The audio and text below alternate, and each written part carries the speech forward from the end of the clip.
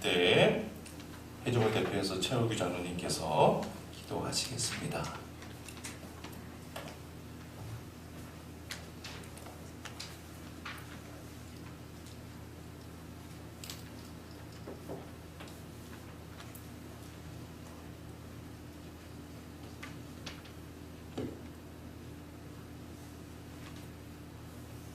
참 좋으신 하나님, 쌀쌀한 겨울바람 속에서 우리를 이렇게 주께 예배하도록 인도하신 은혜에 감사합니다. 주님의 거룩한 성회를 기억하고 주님의 크고 높으신 이름을 높이고자 오늘 이 3일 예배 수요일에 이 자리에 모였습니다. 모든 성도들이 주를 찬양하는 소리를 들으시고 하늘의 영광이 가득 차게 하시며 우리에겐 예배하는 기쁨이 충만하도록 인도하여 주옵소서. 아멘. 지금 우리는 2022년 이민년 설날 명절을 보내고 있습니다. 우리가 주님을 알기 전부터 우리를 알고 구원하기 위하여 예수님의 보혈로 구원하신 은혜를 참 감사합니다. 전 세계의 모든 나라와 열방 그리고 민족들이 주를 높이며 예배하는 그날이 속히 오기를 기대합니다. 각 심령을 변화시키며 하나님의 자녀로 삼으시는 성령의 역사가 온 세계 가운데 불같이 일어나도록 하여 주옵소서. 아멘. 성령으로 감동된 자들이 나오게 하시고 주를 위해 즐거이 헌신하는 자들이 날마다 늘어나도록 젊은이들을 일으켜 주옵소서. 아멘. 지금도 세계 곳곳에서 선교사로 사역하며 복음을 전하는 선교사들에게 성령의 위로와 도움을 허락하여 주옵소서. 아멘. 또한 하나님, 간절히 간구하는 것은 저희 교회를 위하여 기도하오니 작은 모임들마다 하나님께서 친히 역사하심으로 우리의 모든 것들이 주님의 몸된 교회를 위하여 지체의 역할을 감당할 수 있는 믿음을 허락하여 주옵소서. 아멘. 오늘 또 우리를 승리하게 하시는 우리 주 예수 그리스도 이름으로 간절히 기도드립니다. 아멘.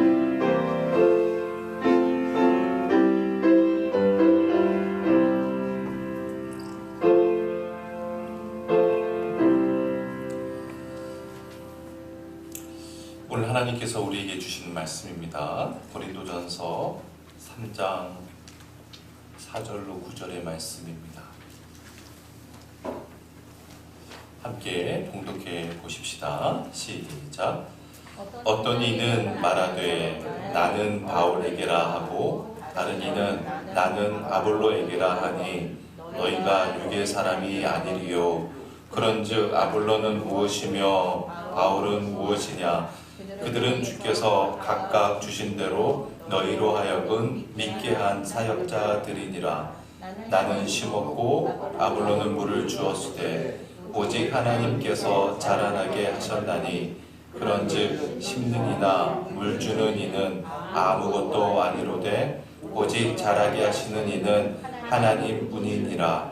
심는 이와 물 주는 이는 한 가지이나 각각 자기가 일한 대로 자기의 상을 받으리라. 우리는 하나님의 도둑자들이요 너희는 하나님의 밭이요 하나님의 집이니라. 아멘. 지난주에 나눈 말씀을 잠깐 복습해 볼까요? 먼저 3장 1절 말씀입니다. 1절을 읽어봅시다. 시작. 형제들아, 내가 신령한 자들을 대함과 같이 너희에게 말할 수 없어서 육신에 속한 자 곧 그리스도 안에서 어린아이들을 대함과 같이 하노라. 자, 1절에 보면 두 부류의 사람이 나오죠. 신령한 자 그리고 육신에 속한 자. 신령한 자는 어떤 사람을 말한다고 했습니까? 성령님 안에서 영적인 삶을 살아가는 영적 성숙자라고 할 수 있다고 했죠. 육신에 속한 자는 2장 14절에 나오는 육에 속한 자와는 좀 다르다고 했습니다.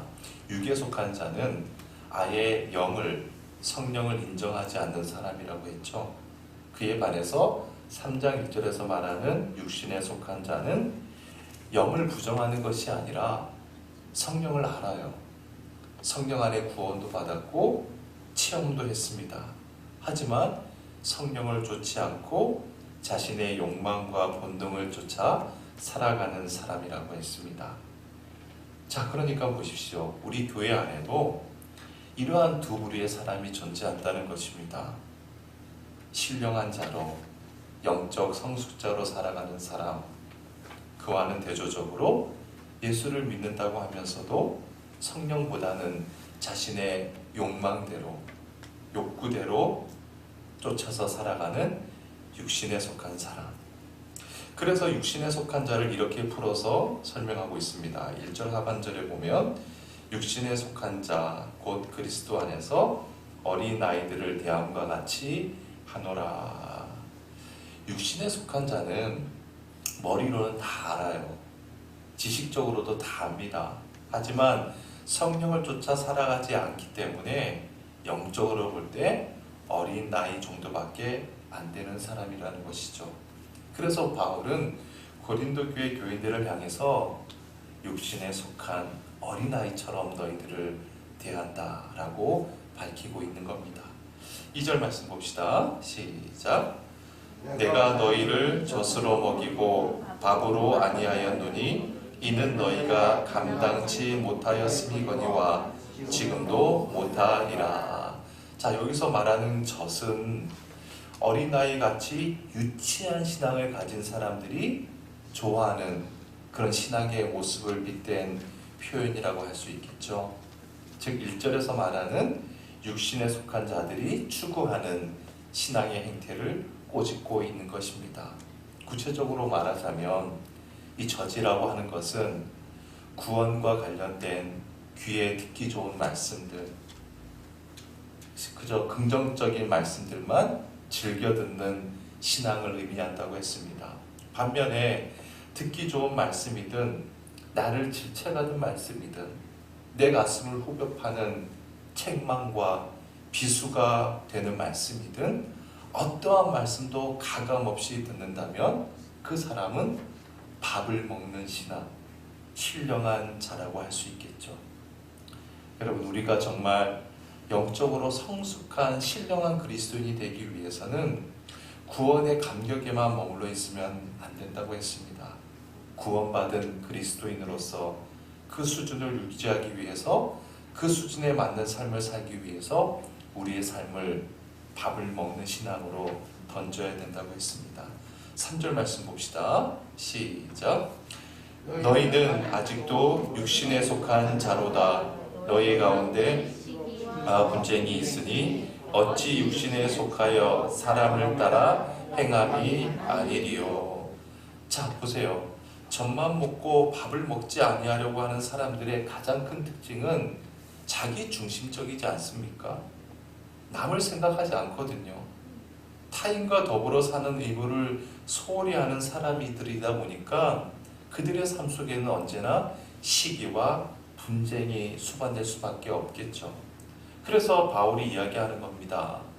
어찌 너희들을 성령을 쫓는 사람이라고 할 수 있겠느냐?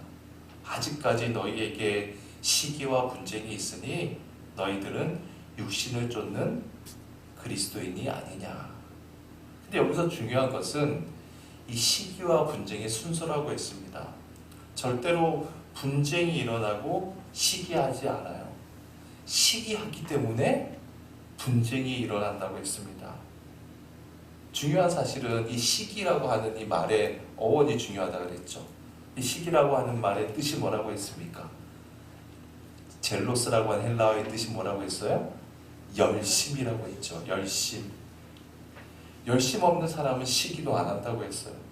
열심 있는 사람이 시기하는 겁니다. 그런데 사실 열심 그 자체가 나쁜 건 아니죠.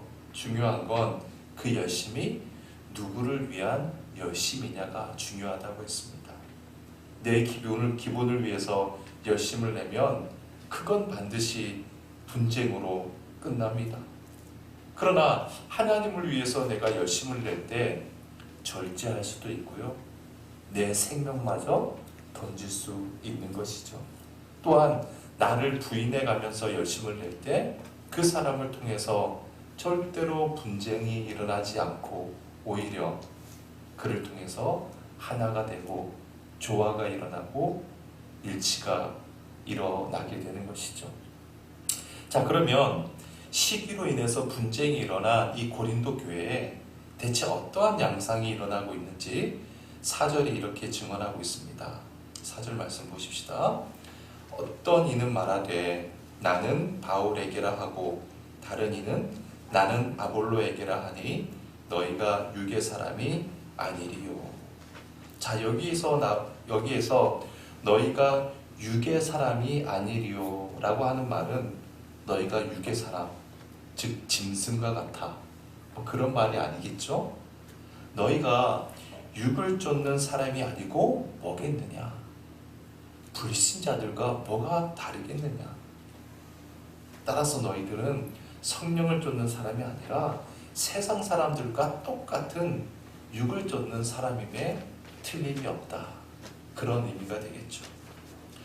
여러분, 왜 바울이 이런 말을 하고 있는 겁니까? 그 이유가 여기 나옵니다.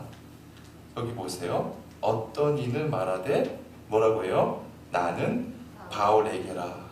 그리고 나는 아볼로에게라. 즉 나는 바울파다. 나는 아볼로파다. 라고 하면서 자기 중심적으로 열심을 낸 결과가 결국 파당 싸움으로 이어졌다는 겁니다. 여러분, 우리가 이미 1장에서 살펴보았듯이 아볼로 선생님이 성경을 가르쳐 주시면 훨씬 더 이해가 빠르고 은혜를 받는 사람들이 있을 수 있어요. 반면에 바울 선생님이 성경을 강의해 주시면 영적으로 더 이해가 빠르다고 생각할 수 있습니다. 여러분, 생각해 보세요.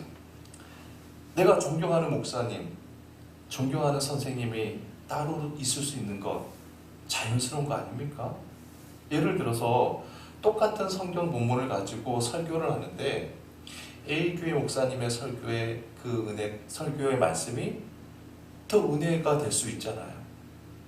또 B교회 목사님의 가르침을 통해서 훨씬 더 은혜를 받을 수가 있단 말이에요.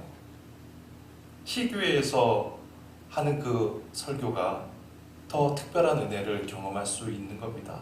그래서 여러 교회가 있는 것이고 여러 공동체가 있는 것인데 그것이 무슨 문제가 되겠어요? 그런데 문제는 그런 의미가 아니라 지금 고린도 교회 교인들은 이미 자기 중심적으로 파당을 만든 뒤에 아볼로와 바울의 이름을 빙자해서 자신들의 세력을, 자신들의 파당을 확장시켜 나가고 있다는 겁니다. 그러니까 보십시오.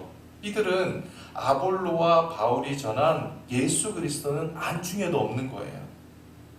오직 아볼로와 바울, 그들의 이름만을 앞세워 그 이름만 이용하고 있는 겁니다. 5절 말씀 봅시다. 5절. 그런즉 아볼로는 무엇이며 바울은 무엇이냐? 그들은 주께서 각각 주신 대로 너희로 하여금 믿게 한 사역자들이니라.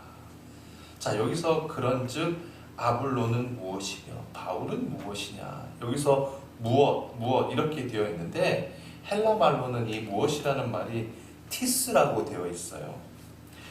그 티스를 본래 제대로 번역하면 거기 적어보세요. 누구라고 해야 됩니다. 누구. 그런즉 아볼로는 누구이며 바울은 누구이냐 라고 해야 됩니다. 그게 더 정확한 번역이에요. 그러니까 헬라어의 티스는 인칭 의문 대명사이기 때문에 누구라고 번역을 해야 되는데 우리가 보는 개역성경을 번역하신 분들은 무엇이라고 번역을 한 겁니다. 그런데요, 사실 이런 부분은요, 개역성경이 아주 탁월한 부분이라고 할 수 있습니다. 아무것도 아니라는 것을 강조하기 위해서 누구라고 하지 않고 아볼로는 대체 무엇이며 바울은 또 무엇이냐 이렇게 번역을 한 것이죠. 5절 하반절을 봅시다. 그들은 주께서 각각 주신 대로 너희로 하여금 믿게 한 뭐라고 해요? 사역자들이니라. 여기서 그들은 누구예요? 아볼로와 바울이죠. 아볼로와 바울은 주님께서 도구로 쓰시는 사역자에 지나지 않는다라는 거예요. 자, 여기서 우리가 사역자로 번역해 놓으니까 굉장히 이 사역자라는 말이 고상하게 들리는데, 헬라 말로는요, 이 사역자가 뭐라고 하냐면 디아코노스라고 쓰여 있습니다. 따라서 해보세요. 디아코노스. 이거 제가 여러 번 설명을 해드렸습니다. 근데 이 디아코라스는 이 단어가 신약 성경에 20번이 기록이 되어 있는데, 이 본문에서는 디아코노스를 사역자로 번역을 했어요. 사역자로 번역한 것은 본문이 유일해요. 그리고 3번을 뭐라고 번역했냐면 집사라고 번역했어요. 집사. 우리가 교회 안에서 집사님, 집사님 부르는 거, 이거 헬라 말로 뭐예요? 디아코노스예요. 여기서 나온 말입니다. 근데 나머지 16군데는 어떻게 번역되어 있냐면 일꾼, 종, 하인, 딱 일꾼으로 번역이 되어 있는 거예요. 일꾼. 자, 그러니까 본래 디아코노스는요, 일꾼이라는 겁니다. 일꾼이에요. 그래서 바울이 얘기하는 겁니다. 고린도 교회 형제 자매 여러분, 아볼로는 대체 무엇이고 바울은 또 무엇입니까? 우리는 모두 하나님의 일꾼에 지나지 않습니다. 우리는 다 하나님의 일꾼입니다.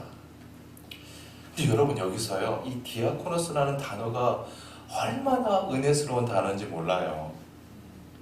제가 이거 예전에 설명해 드렸는데, 이 디아코노스는 합성어인데 뭐뭐를 통하여 라는 전치사 디아와 코니스가 합쳐진 합성어인데, 코니스가 뭔지 아세요 혹시? 먼지입니다. 먼지. 먼지 있죠, 먼지. 자, 저를 보세요. 여러분, 이런 겁니다. 옛날 그 당시 이제 일꾼들이 있을 거 아닙니까? 디아코노스 일꾼들이 있는데, 주인들이 어떤 일을 시켜요. 그러면 그 일을 열심히 해내겠죠, 일꾼들이. 예를 들어서 뭐 청소해라, 저기 가서 뭘 좀 가져오거라. 그러면 옛날에는 지금처럼 이렇게 도시가 뭐 길이 잘 포장이 되어 있지 않았을 거 아닙니까? 그래서 어디 가서 일을 하다가 돌아오면 온몸에 뭐가 묻어 있어요? 흙이 묻어 있을 거 아닙니까? 그러면 먼지가 퍽퍽 날리겠죠. 그 먼지가 날리는 모습을 보고 일꾼 디아코노스라고 명명한 거예요. 먼지를 펄펄 일으키는 것. 직역하면 일꾼이라는 건 뭘까요? 하나님 앞에서 먼지라는 겁니다. 하나님 앞에서 먼지라는 거예요. 여러분, 태초에 하나님께서 세상을 창조하실 때 뭘로 사람을 지으셨어요? 흙으로 지으셨잖아요. 그런데 인간들이 범죄했습니다. 그러자 하나님께서 창세기 3장 19절을 통해서 이렇게 말씀하시죠. 함께 읽어봅시다. 시작. 내가 흙으로 돌아갈 때까지 얼굴에 땀을 흘려야 먹을 것을 먹으리니 내가 그것에서 취함을 입었음이라. 너는 흙이니 흙으로 돌아갈 것이니라 하시니라. 자, 여기서 흙이라는 말이 히브리 말로 아파르라고 하는데, 그 뜻이 흙이자 티끌, 또 먼지입니다. 너는 먼지니 먼지로 돌아갈 것이다.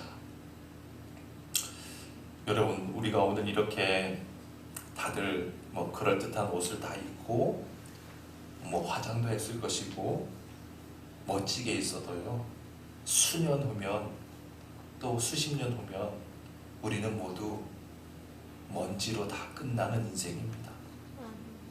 여기엔 예외가 없습니다. 여러분, 그러면 또 한번 생각해 봅시다. 좋은 차를 타고 좋은 집에 사는 조금 큰 먼지가 저기 가난한 빈민촌에 사는 먼지 보고, 야, 너는 왜 그렇게 더럽냐? 라고 한다면 하나님 보실 때 얼마나 가관이겠습니까? 우리가 서로 모여서 너가 크니 내가 크니 하는 것이 결국 따지고 오면 하나님 보시기에 그런 거 아니겠어요? 여러분 꼭 기억하십시다. 우리는 하나님 앞에서 뭐예요? 먼지밖에 안 되는 존재입니다. 하나님 앞에서 먼지라는 사실, 디아코노스라는 사실을 잊어서는 안 됩니다. 6절하고 7절 말씀이에요. 6절하고 7절은 같이 읽어봅시다. 시작. 나는 심었고 아볼로는 물을 주었으되 오직 하나님께서 자라나게 하셨나니 그런즉 심는 이나 물 주는 이는 아무것도 아니로되 오직 자라게 하시는 이는 하나님뿐이니라. 여러분, 농사를 짓는 데 있어서 농부가 씨를 뿌려요. 그리고 물을 주는 것 대단히 중요한 일이죠. 하지만 아무리 농부가 열심히 땀 흘리며 일해도요, 하나님께서 적절하게 햇빛을 안 주시면, 또한 비를 내리지 않으시면, 또한 하나님께서 비를 너무 많이 내리시면 그 농사는 안 되는 겁니다. 따라서 인간이 할 수 있는 것이라고는 지극히 미미한 것 아니겠어요? 그래서 인간은 아무것도 아닌 겁니다. 방금 지금 인간을 가리켜서 뭐라고 했어요? 먼지라고 했잖아요. 아볼로도 그렇고 바울도 그렇고 하나님 앞에서 아무것도 아니라는 거예요.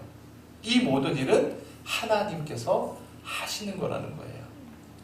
여러분, 우리가 사람들 앞에서 먼지와 같은 존재, 별거 아닌 존재가 아니라 내가 뭔가 있어 보이는 존재, 뭐 대단한 존재라고 착각할 때 항상 문제가 발생하는 거 아닙니까? 모세가 이집트 왕궁에서 40년을 살면서 나는 뭔가 대단한 존재라고 생각했을 때 그것으로 했던 일이 뭡니까? 왕자라고 하는 그 막강한 권력을 가지고 고작 한 일이 뭐죠? 이집트 병사 1명 때려 죽이고 겁이 나서 광야로 도망간 것밖에 없어요. 그런데 그 이후에 미디안 광야에서 모세가 통감한 게 뭡니까? I am nothing. 하나님 앞에서 나는 아무것도 아닌 존재라는 거예요. 나는 아무것도 아니다. I am nothing. 그리고 진짜가 뭔지, 참이 뭔지 아무것도 없는 광야의 그 한복판에서 모세가 비로소 깨닫게 된 겁니다. 그리고 아내 십보라와 결혼해서 아이를 낳았어요. 그 아들의 이름이 뭐였는지 한번 보십시다. 출애굽 2장 22절 말씀이에요. 시작. 그가 아들을 낳음에 모세가 그의 이름을 게르솜이라 하여 이르되 내가 타국에서 나그네가 되었음이라 하였더라. 자, 모세가 첫 자식을 낳고 그 이름은 뭐라고 해요? 게르솜이라고 했는데 그 이름의 뜻이 뭡니까? 내가 타국에서 나그네가 되었다. 타국, 이방 땅에서 나그네가 되었다. 아무런 의미가 없는 존재가 되었다. I am nothing. 나는 아무것도 아닌 먼지와 같은 존재다 라고 고백한 거 아니겠어요? 그랬더니 하나님께서 그를 통해서 쓰신 겁니다. 그때부터 하나님께서 모세를 통해서 역사하셨던 거예요. 모세는 자신은 아무것도 아니요, 하나님만이 위대하심을 I am nothing을 고백했을 뿐인데 그 모세를 통해서 새로운 역사를 하나님께서 이루신 겁니다. 여러분, 우리가 일평생 정말 성령 충만한 신령한 자로 살기 위해서는 내가 아무것도 아니라는 것, I am nothing, 이것을 내 삶으로 고백할 때 그때 성령님께서 우리를 통해서 더 크게 역사하시리라 믿습니다. 자, 아까 우리가 6절 7절 읽었는데 6절에 보면 나는 뭐라고 해요? 심었고, 거기다 공표를 쳐보세요. 여러분 성경책에 나는 심었고. 자, 고린도에 처음 가서 고린도 교회를 가서 세웠던 사람이 누구예요? 바울이잖아요. 그래서 나는 심었다는 거예요. 그리고 바울이 떠난 뒤에 아볼로가 와서 고린도 교회 교인들을 양육했기 때문에 아볼로는 어떻게 했어요? 물을 주었다. 거기다가 또 공표를 쳐보세요. 물을 주었다. 물을 주었을 때.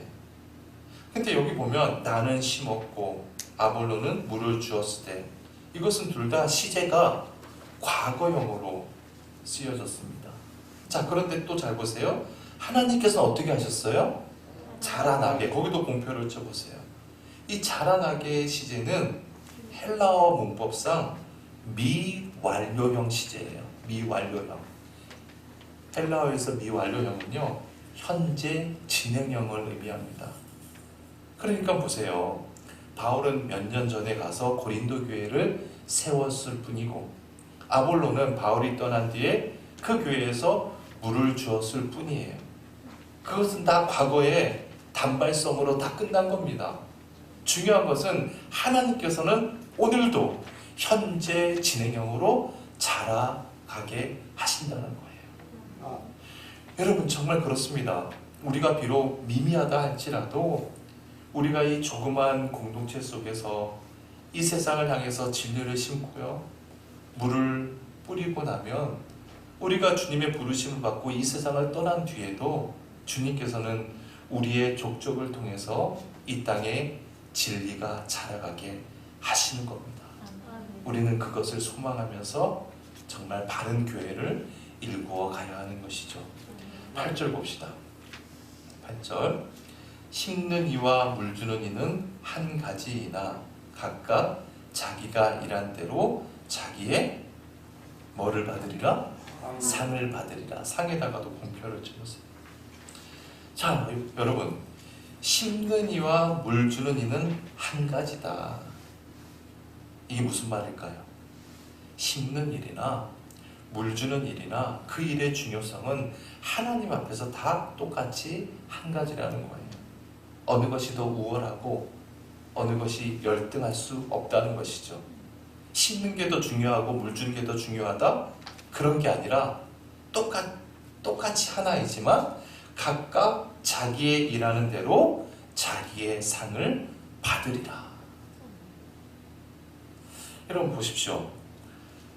물을 주는 것이나 심는 것이나 하나님 앞에서 그 일 자체의 중요성은 다 똑같은데, 하지만 어떤 사람은 더 열심히 심는 사람도 있을 수 있잖아요. 또 어떤 사람은 물 주는데 소홀한 사람도 있을 수 있다는 거예요. 즉, 그 일 자체는 경중이 없지만 그 일에 임하는 사람의 자세에 따라서 하나님께서 뭐를 주시는 거예요? 상을 주신다는 겁니다. 여러분, 참 이거 너무 중요해요. 지금 바울이 고린도 교회인들의 이 유치한 신앙, 젖먹는 이 어린아이와 같은 신앙을 질책하면서 하나님의 상을 이야기하고 있는 겁니다. 그들이 하나님을 믿는다고 하면서도 성령을 쫓지 않고 자기의 욕구를 쫓아 사는 이유가 하나님의 상급에 대한 소망을 갖고 있지 않기 때문이라고 바울은 진단한 겁니다. 그래서 다음에 우리가 보겠지만 3장 14절에 보면 3장 14절을 한번 찾아서 읽어볼까요? 3장 14절 시작. 만일 누구든지 그 위에 세운 공적이 그대로 있으면 상을 받고, 다시 한번 또 상에 대해서 강조하면서 언급하고 있는 거예요. 여러분, 저를 보십시오. 우리 한국 교회가요, 이거는 모든 전 세계 기독교가 다 마찬가지일 것 같습니다. 우리가 정말 개선해야 할 점이 있다면 하나님께서 약속하신 이 상급에 대한 기대감이나 소망을 전혀 갖고 있지 않다는 사실입니다. 자, 그러면 하나님께서 약속하신 이 상급에 대해서 우리들의 인식이 이토록 부정적인 이유가 뭘까? 이유는 두 가지로 분석할 수 있을 것 같아요. 첫 번째는 세상에서 받는 것만 상이라고 생각하기 때문이죠. 세상에서 받는 상만 최고라고 생각하기 때문입니다. 내 자식이 좋은 대학 가는 것, 내 남편 사업이 잘 되는 것, 내가 좋은 직장에 취업하는 것, 나의 계획이 잘 되면 그것으로 상 받았다라고 생각하기 때문이겠죠. 그런데 여러분, 내가 이 세상에서 무슨 상을 받아도 이 다음에 하나님 앞에 갈 때 그거 들고 가는 겁니까? 아니잖아요. 다 두고 가는 겁니다. 따라서 그 나라에서 받는 상급이 중요한 거겠죠. 자, 두 번째는요, 이게 중요해요. 하나님의 상에 대해서 가볍게 여기는 것은 결국 하나님을 가볍게 여기기 때문이에요. 그 상을 주시는 하나님을 가볍게 여기기 때문입니다. 여러분, 누가 상을 준다고 할 때 어떤 사람은 그 상에 대해서 정말 감사합니다. 이 상을 주셔서 너무 고맙습니다. 라고 공손히 감격하면서 받는 사람이 있는가 하면 어떤 사람은 에이, 난 그런 상 필요 없어.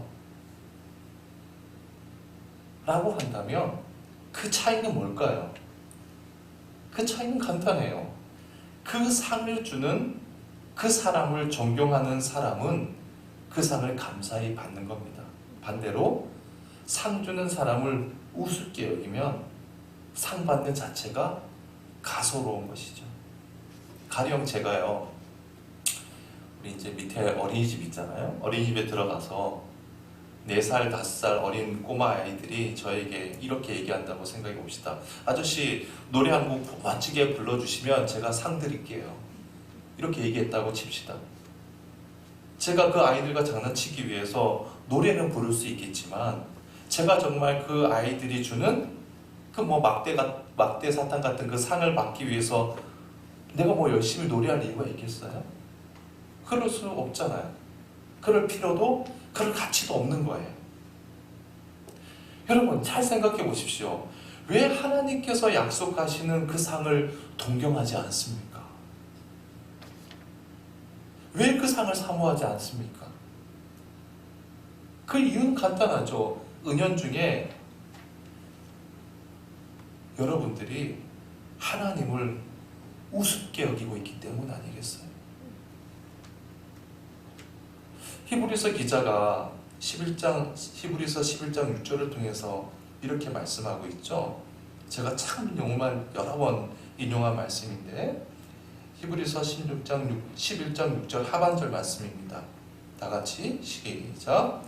하나님께 나아가는 자는 반드시 그가 계신 것과 또한 그가 자기를 찾는 자들에게 상 주시는 이심을 믿어야 할지니라. 자, 보세요. 하나님께 나아가는 자는 두 가지를 믿어야 하는데 첫 번째는 반드시 그가 계신 것을 믿어야 한다는 거예요. 왜 히브리서 기자가 이 말을 하는 겁니까? 하나님을 믿는다고 하면서도 하나님이 안 계신 것처럼 살아가거든요. 그래서 믿어야 된다는 거예요. 두 번째로는 뭐예요? 그가 상 주시는 분이심을 믿으라는 겁니다. 제가 여러분 로마서 공부하면서 이거를 우리가 함께 다뤘던 내용이었는데 우리가 신앙생활을 하면서 반드시 기억해야 될 3가지가 있다 그랬어요. 3가지 단어를 잘 정리해 두시면 좋다고 했습니다. 그 단어만 간단하게 한번 정리해 볼게요. 첫 번째 꼭 기억나세요? 이신칭의. 한번 적어보세요. 이신칭의.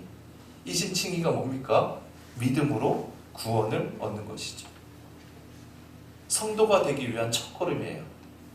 하나님의 자녀가 되는 첫걸음. 뭐라고요? 이신칭의. 두 번째는 뭘까요? 성화예요. 성화.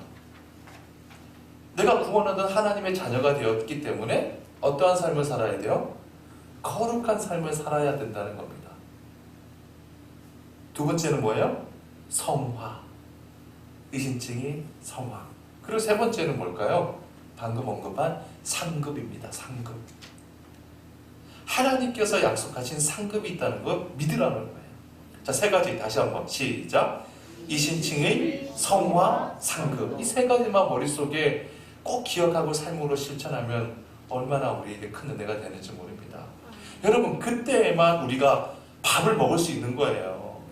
밥을 먹는 겁니다. 그때에만 내가 거북해야 하는 말씀도 먹을 수 있고요. 그 말씀을 지킬 수 있고요. 내 수준을 추구할 수 있는 겁니다. 그래서 바울은 이 상급의 중요성을 강조하고 있는 겁니다. 마지막 구절입니다. 우리는 하나님의 동력자들이요 너희는 하나님의 밭이요 하나님의 집이니라. 여기서 우리는 또 누구를 얘기할까요? 아볼로와 나는 이란 말이겠죠. 아볼로와 바울을 얘기해요. 아볼로와 바울은 하나님의 동력자들이요. 여러분 이거 얼핏 보면 바울 자신이 내가 아볼로도 같이 포함해서 얘기하지만 내가 하나님의 동력자다. 자신을 마치 하나님의 동격으로 올려놓은 것처럼 보입니다.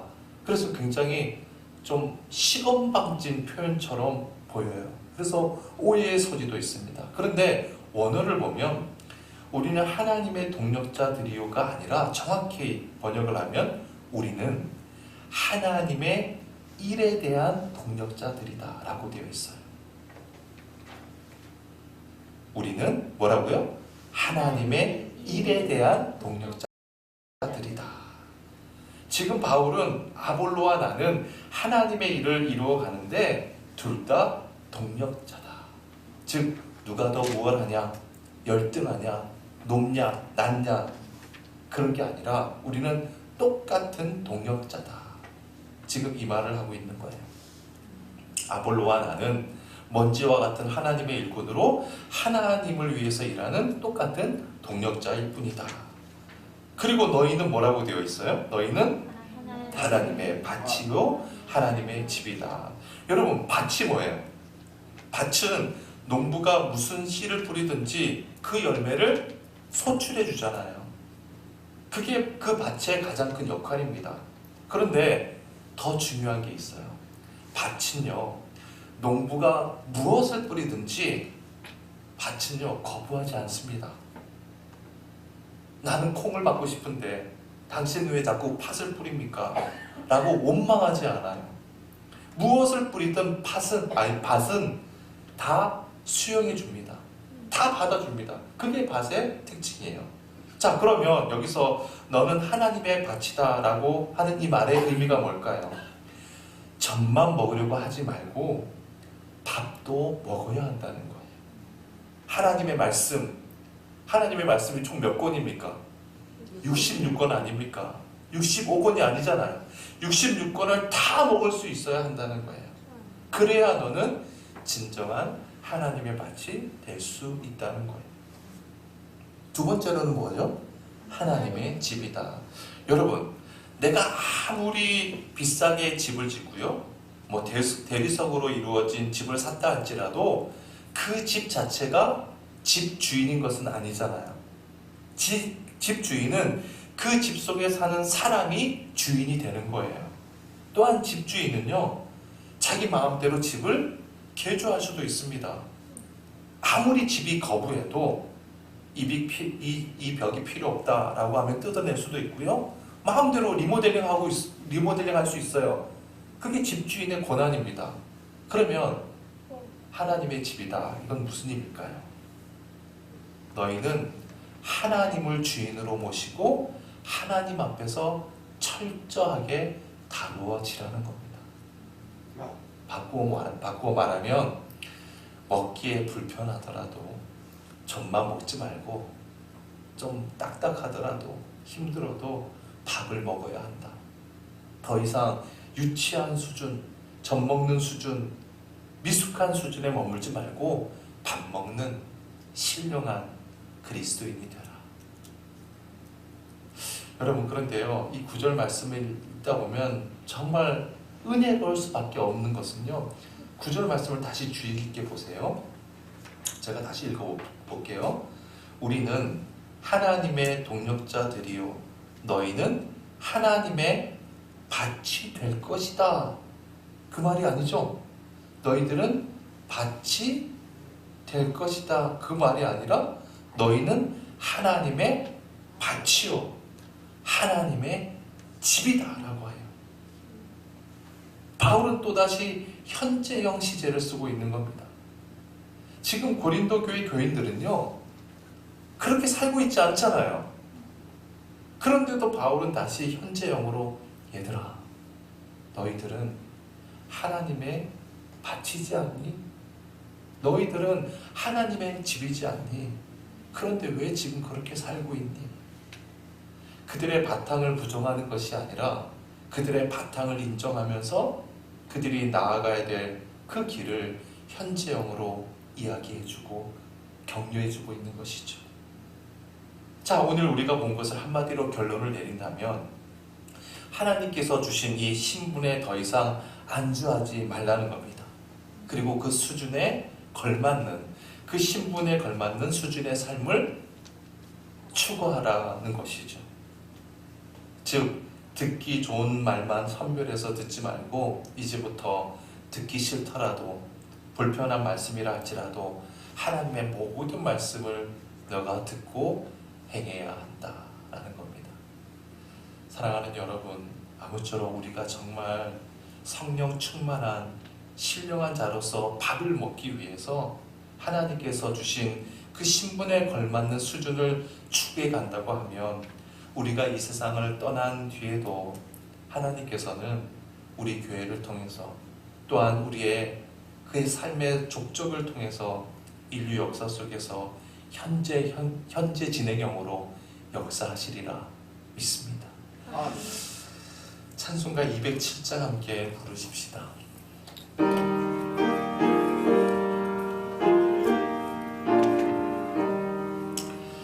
귀하신 주님 계신 곳 그 백성 함께 모이네 다 함께 주를 만나니 그곳은 거룩하도다 겸손한 사람 마음에 주 항상 같이 계셔서 외로움 없게 하시고 천국의 인도하시네 선하신 목자 우리 주 사랑이 풍성하도다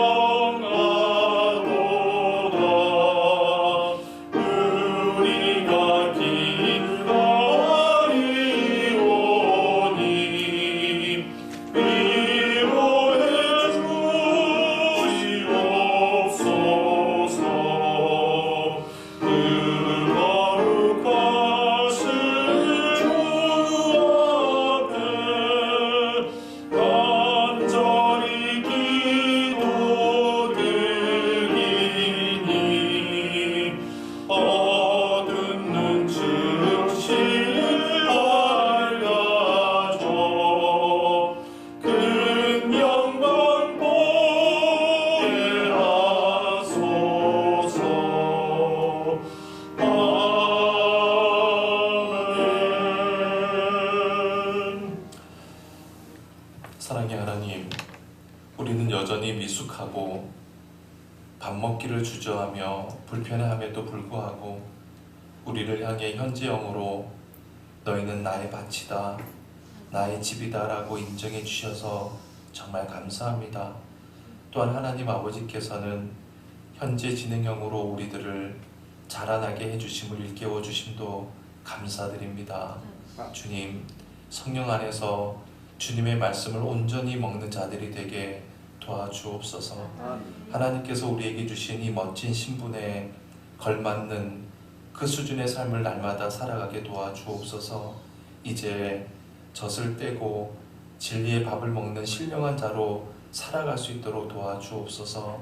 그래서 우리를 불러주신 하나님의 귀하신 뜻이 우리 교회를 통해서 우리의 가정과 일터를 통해서 이 사회와 인류의 삶 속에 아름답게 이루어질 수 있도록 도와주시고 우리가 이 다음 하나님의 부르심을 받은 뒤에도 영원토록 이 교회를 통해서 또한 우리의 가족을 통해서 우리의 족적을 통해서 하나님께서 역사하심을 하나님 나라에서 확인하면서 그곳에서 주님을 찬양하는 저희들 모두가 되게 도와주옵소서. 모든 은혜 감사드리며 예수님의 이름으로 기도드립니다. 아멘. 하늘에 계신 우리 아버지여, 이름이 거룩히 여김을 받으시오며 나라의 마옵시며 뜻이 하늘에서 이룬 것 같이 땅에서도 이루어지이다. 오늘날 우리에게 일용할 양식을 주옵시고 우리가 우리에게 죄 있을 자를 사하여 준 것 같이 우리의 죄를 사하여 주옵시고 우리를 시험에 들게 하지 마옵시고 다만 알게서 구하옵소서. 대개 나라와 권세와 영광이 아버지께 영원히 있사옵나이다. 아멘.